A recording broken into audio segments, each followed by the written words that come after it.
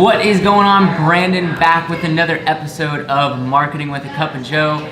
I am excited. We have a cup of Joe. There we go. We have Topher Morrison here this morning, so great to have you. Thanks for having me. I appreciate it. Absolutely. So we're going to take this a little bit differently today. So Topher is running for mayor of Tampa. Indeed, I am, as fast as I possibly can. There we go. And so we kind of want to talk a little bit about the branding of Tampa, as that's kind of a big deal for right now for the city of Tampa.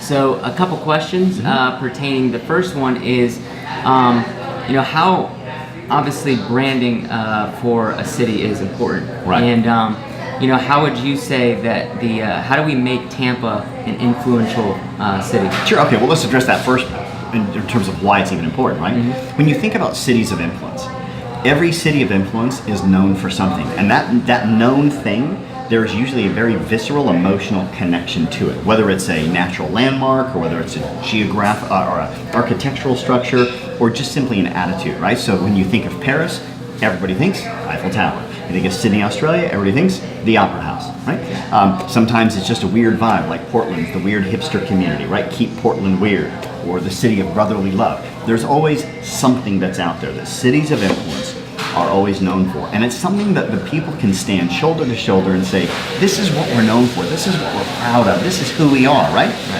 And I believe that emotional, visceral connection, that identity that have, is the genesis or the beginning of all things how they decide.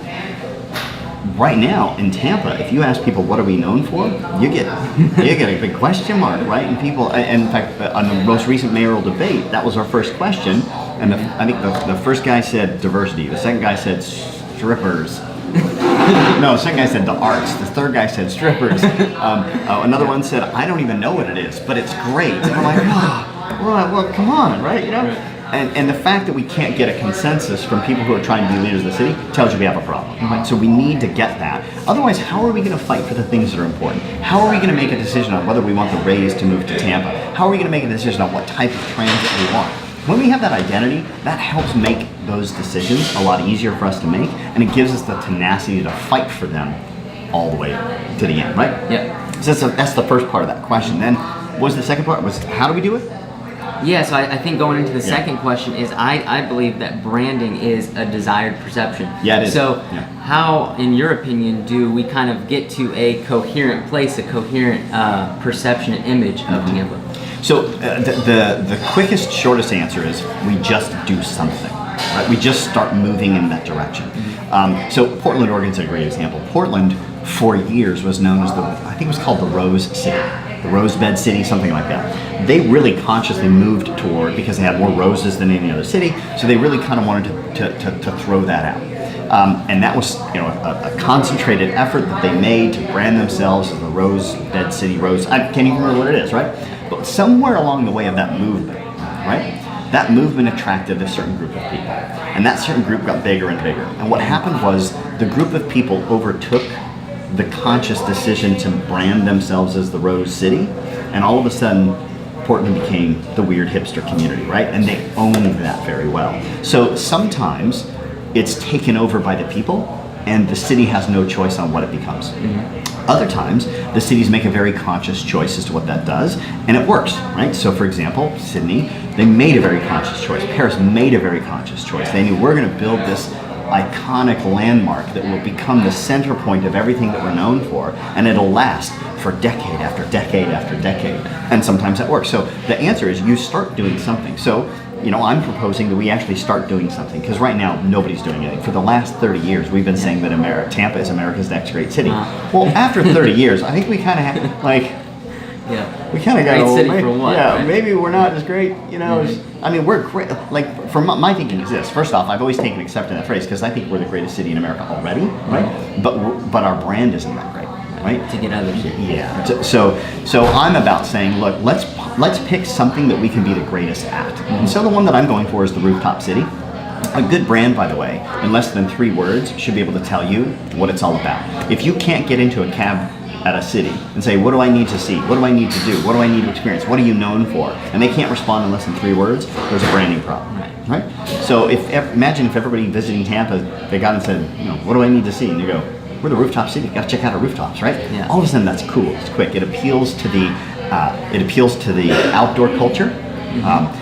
It appeals to an anthropological desire where we all as human beings want to get up as high as possible and look out over vistas. There's some symbolic things about that as well. Is that like we want to be a city of vision. We want to be a city of sight, right? So there's a lot of cool things that go with that. But I'm the first to tell you, man, I don't care about being right or wrong. I care about finding truth. Yeah. And if we are on our way to becoming the rooftop city and our city overtakes and they says, man, we want to be this, I'm not going to fight that, right? Yeah, whatever the city evolves to be, it evolves to be. But to answer your question, we have to do something. Right now, I don't see a lot of leadership consciously making an effort to do something that falls within the conscience of good branding, right? So we do have some people that say, well, I want to be the innovation city. Okay, well, first off, when designing a brand, you've got to ask yourself, do other people already own that brand, right? Like if I'm going to open up a fast food joint, I don't think I'm going to try to become, the cheapest, fastest, family fun, thing, because McDonald's kind of already has that, right? I'm not going to try to brand it, you deserve the break today or whatever. They already got it, right? So there are already cities that are so far ahead of us with regard to their levels of innovation that it's a very, to coin a phrase from the book Red Ocean, right? Or Blue Ocean Strategies, it's a very red ocean, right? There's a lot of sharks in there already bloody in the water. And the amount of money we would have to spend as a city to constantly stay on the edge to where we are actually always innovative would be so time consuming, so cost ineffective that if we didn't budget for billions of dollars for that, we'd end up looking like Tomorrowland at Disney World. So I don't think that's really a good one. So we got to make sure that it's falling within the principles of what a good brand is. Does anybody else own it? Nobody else owns the rooftop city, right? Can it be summed up in a couple of words? Yes. Does it create a picture in your mind when you say yes, right? Like every time I go rooftop city, I just shut up and people go, oh, that'd be cool. I don't even know what images they're creating in their mind, right? Yeah. But they're coming up with something. Yeah. So that's it. And that kind of goes into the third question, which is, from your point of view, how do you perceive, or what do you believe that perception is? But you kind of answer with rooftop city. The first thing that comes to my mind is like rooftop bars, rooftop restaurants, exactly right. Which is a way to meet new people, collaborate with people on different things. So I think it just kind of brings the community more together in a sense. Is there anything else you can touch on as far as what you think that? So a good brand also has fingers leading off of it, right? Does this brand lead to something else, lead to something else?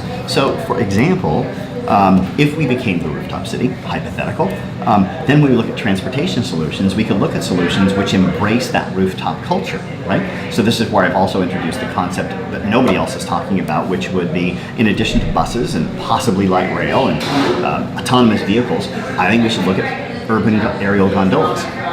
Because then we're connecting the rooftops together. We don't actually have to put the stations on rooftops, right? But it's more symbolic. But then all of a sudden we're really embracing that culture. And now like, you know what? Why ride to work on the road when I can get up a couple hundred feet and fly to work, right? In a very cool, soft, quiet, eco-friendly, energy-efficient way, which, right now it seems like it just boggles my mind that all of the cities seem to be asking ourselves, how do we get people to move faster on the roads? And I'm thinking to myself, Marty McFly style, man. Where we're going, we don't need roads, right? Like, why do we have to keep focusing on how we put more people on roads and make them move efficiently when there's vertical space that we already own the rights of way to? Let's just use that.